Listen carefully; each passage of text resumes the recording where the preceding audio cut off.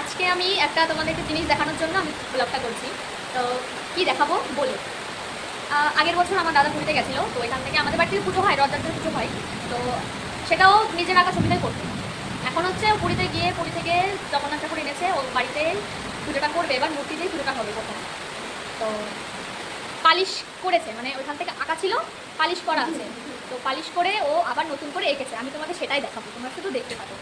এত সুন্দর এঁকেছে, মানে দেখলেই তোমাদের ভালো লাগবে, খুবই সুন্দর এঁকেছে। আমি দেখাই তোমাদের। দেখো, এই যে আমার কোলে হচ্ছে কে, তোমরা দেখে বলো। এটা হচ্ছে বলরাম।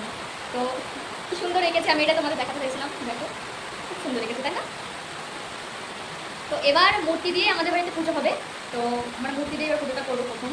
তো কে কোথা থেকে দেখছো জানাবো। ও আরও দুটো রয়েছে, আমাদেরকেও দেখাই।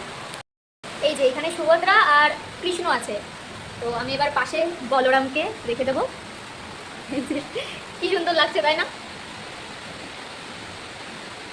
এখনো আঁকা হয়নি, এইটা আর এইটা বাকি আছে, এখনো আস্তে আস্তে হয়ে যাবে।